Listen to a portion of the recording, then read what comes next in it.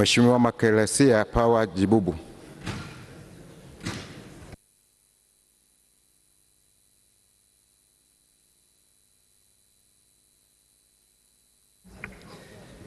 Mimi Makeresia Power niliyeteuliwa kwa mjumbe wa bunge maalum, na hapa na kuthibitisha kwamba nitakuwa mwaminifu na mtiifu kwa Jamhuri ya Muungano wa Tanzania, na kwa kadri ya uwezo wangu na ufahamu wangu nitatimiza wajibu wangu na kufanya kazi zinazonihusu bila ya upendeleo. Ewe Mungu nisaidie. Mheshimiwa Mansour Sharif Hiran.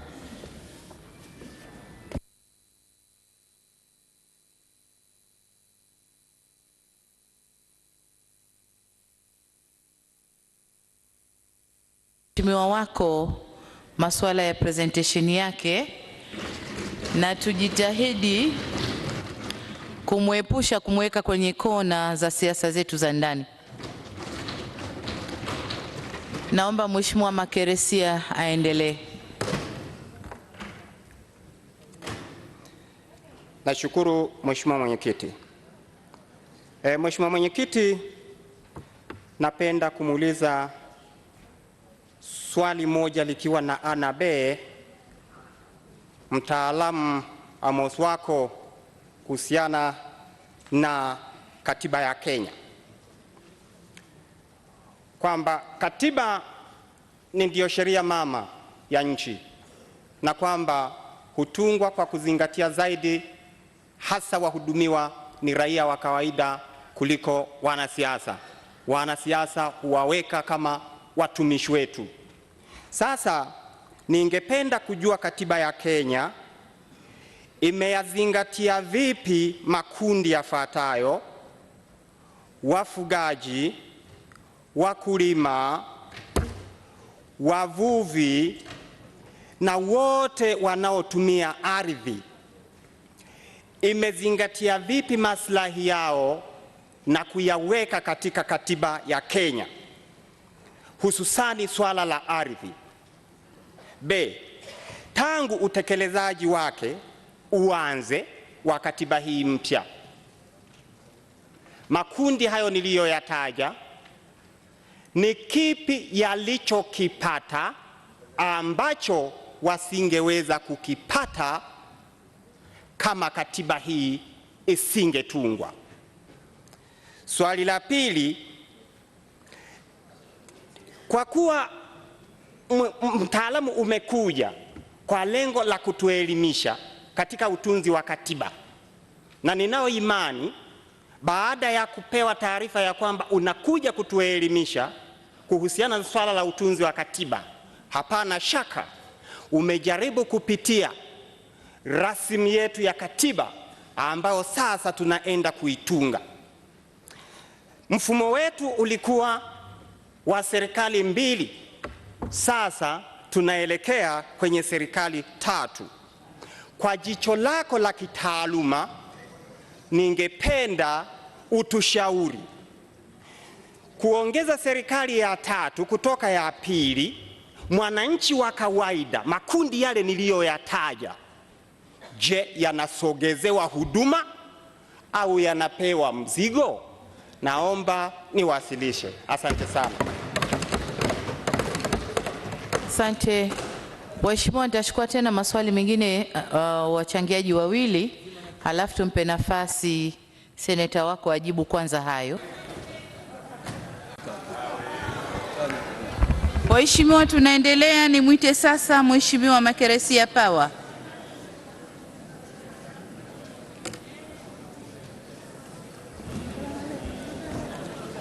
Nashukuru Mheshimiwa Mwenyekiti, nami napenda kukishukuru kiti chako kwa dhati kabisa kwa kunipa fursa asubuhi hii kutoa mchango wangu kuhusiana na mambo mbalimbali ambayo tumeyajadili kwa muda mrefu katika bunge lako tukufu na kwenye kamati zetu mbalimbali na kuyapitisha. Mimi nizungumzie tu kwenye eneo la sura ya 3 inahusu ardhi, mali asili na mazingira. nishukuru kwa kiwango kikubwa kwamba swala la ardhi kwa mara ya kwanza katika nchi ya Tanzania na katika katiba ya Tanzania limetambuliwa rasmi na likatajwa rasmi kwamba ni mali ya Watanzania wote. Hiyo ni faraja kubwa sana, Mheshimiwa Mwenyekiti. Lakini nishukuru pia katika eneo hilo, mimi kama mwakilishi wa wafugaji, wakulima, wavuvi, wachimba madini na watumiaji wengine wa ardhi wametokea kwenye eneo hilo kwamba wanayo haki ya kuitumia ardhi ya Tanzania. Tofauti na kwenye rasimu ya katiba tulioletewa kwa mara ya kwanza, kitu kama hicho hakikuwepo kabisa.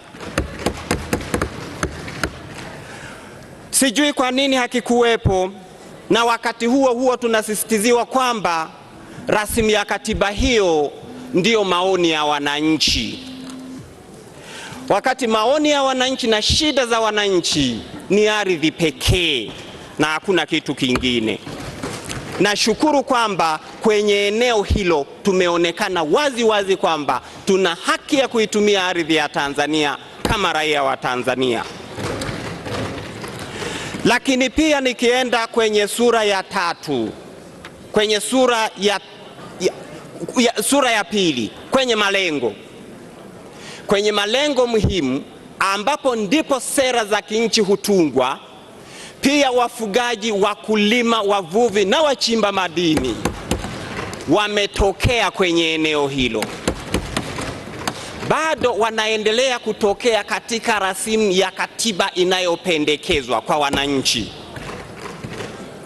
Napo pia natoa shukurani kubwa sana kwa kamati zote zilizolitambua jambo hili na kulipendekeza liingizwe kwenye rasimu ya katiba inayopendekezwa, ili katiba hii ithibitishe kwamba ni katiba ya wananchi wote. Okay. Hii vile vile nizishukuru kamati mbalimbali zilizolijadili swala hili na kutambua umuhimu wake na kukubaliana kwamba tena yalikuwa yakitokea kwa walio wengi na sio kwa walio wachache, ikithibitisha kwamba waheshimiwa wajumbe wote wa Bunge la Katiba walikuwa wakijali maslahi ya wananchi zaidi.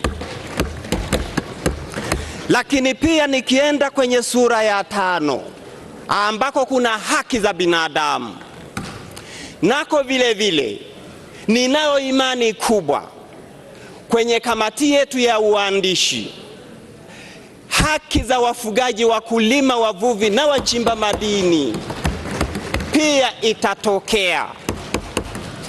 Ninao imani kubwa sana juu ya swala hilo, kwa sababu mara baada ya kutoka kwenye kamati zetu kwa mara ya kwanza, kamati 9 zilikuja na swala hilo zikilisisitiza kwa uzito wake.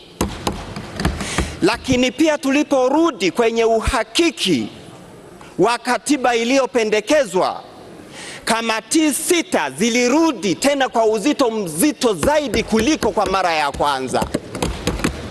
Naamini kwamba hili swala kwenye haki za binadamu, wafugaji, wakulima, wavuvi, wachimbaji madini watatokea. Napenda nisisitize swala, Mheshimiwa Mwenyekiti, swala la ardhi ni swala pekee ambalo litakaloleta amani katika nchi hii, na ni swala pekee litakaloleta mvurugano katika nchi hii endapo halitawekewa mgawanyo mzuri juu ya matumizi ya makundi mbalimbali ya nchi hii. Lakini kwa kuwa tumeketi hapa, bunge likiwa limesheheni makundi yote, ninao imani kwamba kwa kuwa katiba inatajwa kwamba ni maridhiano na ni mwafaka, inabidi mambo yote haya ya wafugaji, wakulima na wavuvi na watumiaji wengine wa ardhi yawekwe vizuri kabisa, ili sheria zitakapoanza kutungwa ziwe na msingi mzuri wa kuanzia, wapi waanzie na wapi wamalizie. Hii nashukuru kwa kiwango kikubwa sana. Lakini ambacho nataka nikisisitize, Mheshimiwa Mwenyekiti, ni swala la usimamizi wa katiba, utekelezaji wa katiba. Imeonyesha Mheshimiwa Mwenyekiti ya kwamba katiba yetu pamoja na uwepo uzuri wake ya mwaka 77 kuna vipengele mbalimbali wasimamizi wetu waliokula kiapo kwa ajili ya kuilinda, kuitetea na kutekeleza yaliyomo ndani ya katiba, inaonyesha kwamba yanaonyesha ulegelege. Isije ikatokea katiba tunayotunga hii nzuri sana kwa minajili ya kuwahudumia wananchi, utekelezaji wake ukalegalega. Mfano mzuri nataka niseme tu kwamba katiba ya mwaka 77 ibara ya 20 kuna eneo moja zuri linalosema kwamba chama chochote kitakachoonyesha mrengo wa kupigania eneo moja tu la Jamhuri ya Muungano wa Tanzania, chama hicho kitakuwa kimepoteza sifa ya kuwa chama cha kisiasa nchini Tanzania. Lakini tunashuhudia kwa sasa kuna vyama vinapigania maslahi fulani katika upande fulani wa Jamhuri ya Muungano wa Tanzania. Taasisi husika inayotakiwa kudhibiti jambo hilo, ambao ni ofisi ya msajili wa vyama vya siasa, iko kimya. Lakini pia ibara ya 144 inayotamka ya kwamba ni marufuku mtu, kundi au shirika lolote lile kuanzisha jeshi la aina yoyote ile. Lakini pia imeonyesha kwamba katika Tanzania ibara hiyo inavunjwa wazi wazi. Ni kwamba hili lazima niseme kabisa kama raia wa kawaida na kwa uchungu mkubwa, kwamba hata vyama vya siasa ambavyo vimo katika madaraka na vile vinavyotafuta madaraka vimeanzisha vitu vinavyoonekana kama vya kijeshi. Hii ni kuvunja ibara hiyo moja kwa moja ya katiba ya Jamhuri ya Muungano wa Tanzania. Napata mashaka pengine hata hii katiba tunayoitunga ambao ni nzuri sana, kuna uwezekano isipate watekelezaji na ikaanza kuvunjwa kama inavyovunjwa ya mwaka 77. Mheshimiwa Mwenyekiti, naomba hili kwa taadhima na heshima, viongozi wetu watakaoanza kuitekeleza katiba hii wayazingatie yote ambao tumeweka kwenye katiba hii, kwa sababu kuna vikundi vingi vya kiulinzi. Inapovunjwa katiba, swala la kuzungumzia kuvunjwa kwa katiba huwa halizungumziwi, badala yake huanzishwa kitu kingine cha kuvunja katiba pia. Tumeambiwa ya kwamba tulipokuwa kwenye kamati, swala la ulinzi binafsi lilikuja. Tukaambiwa kwamba kuna makampuni 800 ndani ya Jamhuri ya Muungano wa Tanzania yameanzisha vikundi vya ulinzi. Na ni kweli swala hili linasikitisha sana. Na ndio maana katika nchi hii kuna uwezekano kwenye mikutano yanalipuka mabomu, yanalipuka manini, yanaathiri raia wa kawaida, hatujui wapi yametoka. Kumbe kuna watu wanaomiliki vyombo vya ulinzi, tena ni watu wakubwa ndani ya utawala wa nchi yetu. Uvunjifu wa katiba rasmi. Sasa ninaomba katiba hii, hilo ndio ombi kabisa. Haya tuliyoyaweka humu ni mazuri sana na ndio yanayotakiwa na raia. Lakini je, watekelezaji ni raia watakaotoka wapi? Ni hawa. Tunachowaomba, bunge litunge sheria madhubuti ya kudhibiti uvunjifu wa katiba ndani ya uongozi wetu. Mheshimiwa Mwenyekiti, baada ya kusema haya, napenda kuipongeza kamati ya uandishi kwa kile inachokifanya, lakini iyazingatie maoni ya wananchi kwa ujumla wake. Napenda nimpongeze sana mwenyekiti wangu wa kamati yangu, Anne Kilango Malechela, kwa kutupa uhuru wa kuongea na tukaongea yote haya mpaka leo tumefika hapa. Napenda kumshukuru mwenyekiti wangu wa Muda baba, wabeja sana.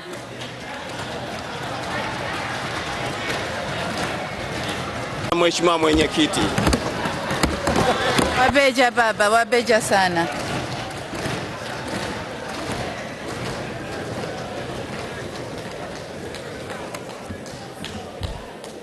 Waheshimiwa, matangazo kidogo basi. Tuna matangazo moja tu la wageni, sijapata matangazo ya kazi. Yatatangazwa jinsi yatakavyokuja.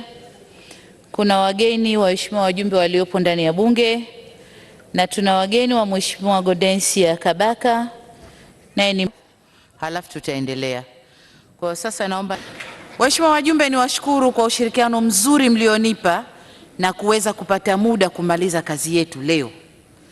Kamati namba 11 haina maoni ya wachache, na kwa muda uliobaki utatosheleza kabisa wao kuwasilisha ripoti yao. Kamati namba 11, karibuni. Mwenyekiti wa kamati namba 11, mwakilishi wa kamati, karibu sana.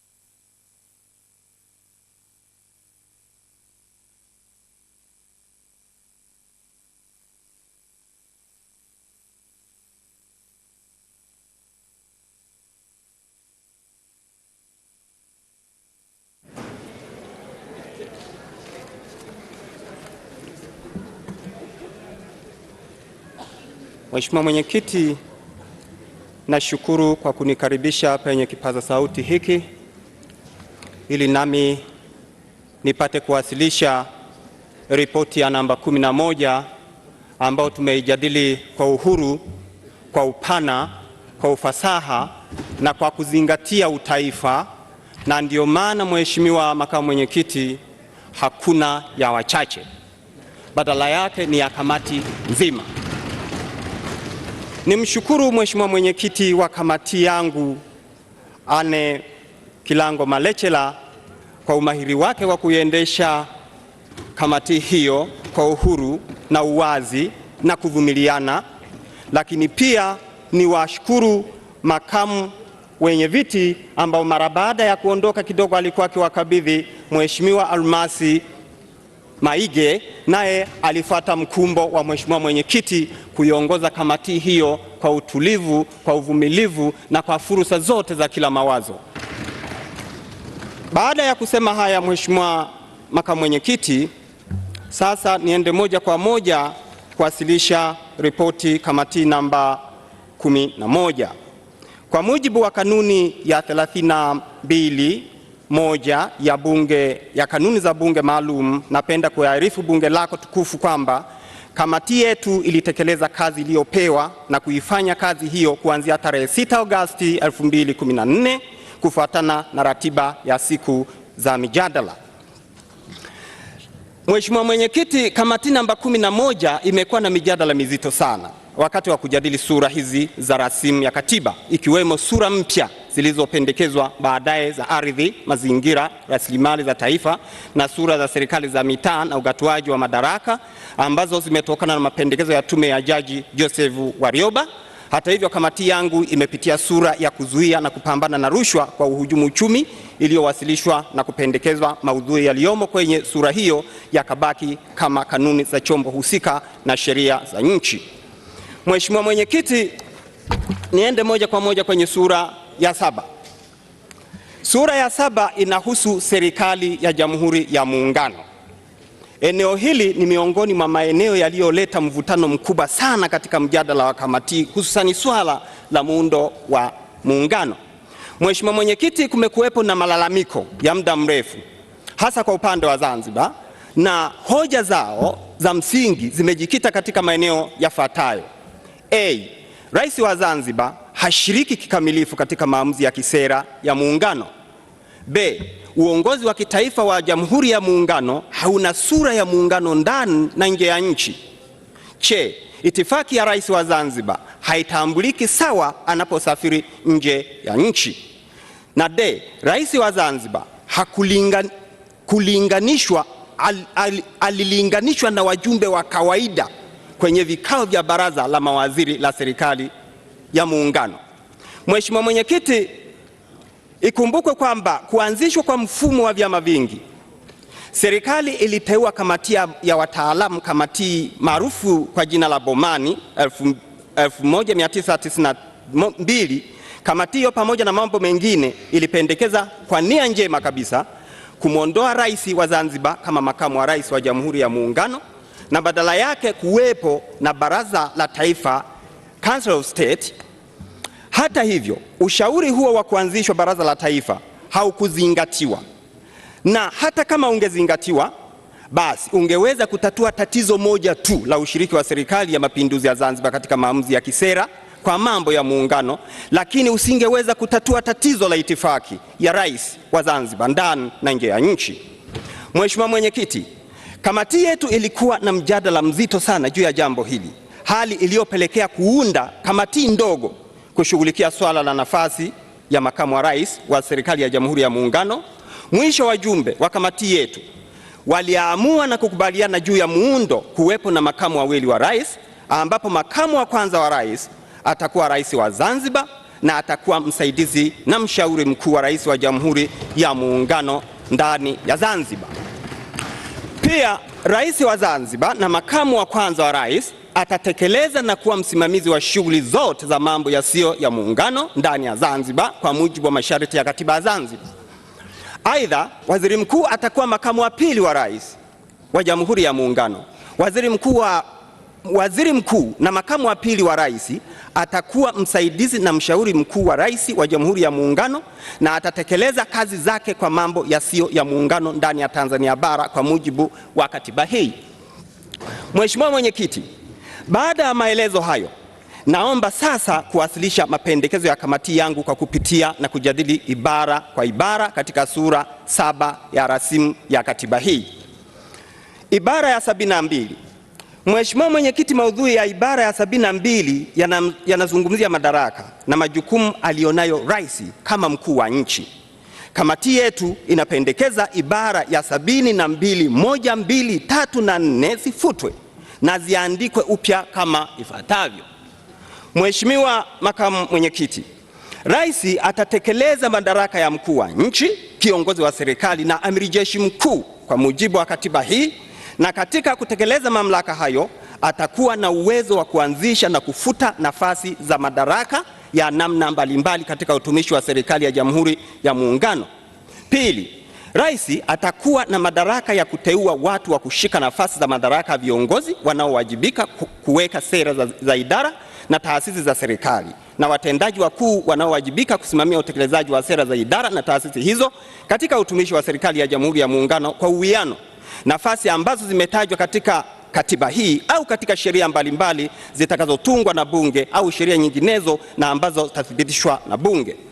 Bila ya kuathiri masharti ya ibara ndogo ya pili, masharti mengineyo yaliyomo katika katiba hii na sheria yote inayohusika, mamlaka ya kuwateua watu wengine wote wasiokuwa viongozi wa watendaji wakuu kushika nafasi za madaraka katika utumishi wa serikali ya Jamhuri ya Muungano, na pia mamlaka ya kuwapandisha vyeo watu hao, kuwaondoa katika madaraka, kuwafukuza kazi na madaraka ya kudhibiti nidhamu ya watu waliokabidhiwa madaraka yatakuwa mikononi mwa Tume ya Utumishi wa Umma na mamlaka nyinginezo zitakazotajwa na kupewa na madaraka kuhusu nafasi ya madaraka kwa mujibu wa katiba hii au kwa mujibu wa sheria yoyote nyingine ile.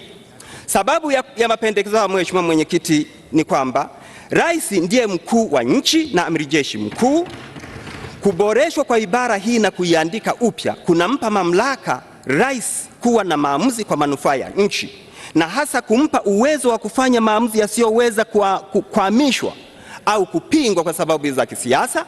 Kufutwa kwa ibara ndogo ya 5 ilikuwepo awali kutasaidia kutombana rais kujihusisha na chama chake cha siasa, jambo ambalo haliwezekani kisiasa kwa sababu rais anatokana na aidha chama kimoja wapo cha siasa, na inawezekana rais huyo ni miongoni mwa viongozi wa juu wa chama cha siasa au kundi lolote, kwa sababu naye ni mmoja wa wanajamii au mfuasi wa chama kimoja wapo cha siasa nchini Tanzania. Mheshimiwa Makamu Mwenyekiti, sasa naenda ibara ya 75. Mheshimiwa Mwenyekiti, katika ibara ya 75 inayohusu rais kushindwa kumudu majukumu yake, kamati inapendekeza ibara hii ibaki kama ilivyo. Mheshimiwa Mwenyekiti, Mheshimiwa Makamu Mwenyekiti, samahani, ibara ya 66. Mheshimiwa Mwenyekiti, wajumbe walijadili kwa kirefu utaratibu wa kujaza nafasi ya rais kabla ya kumaliza muda wake kutokana na sababu zilizoainishwa katika aya ya A hadi E ya ibara ndogo ya kwanza. Wajumbe walipendekeza kwamba endapo nafasi itakuwa wazi katika kipindi cha nusu ya kwanza, basi uchaguzi uitishwe.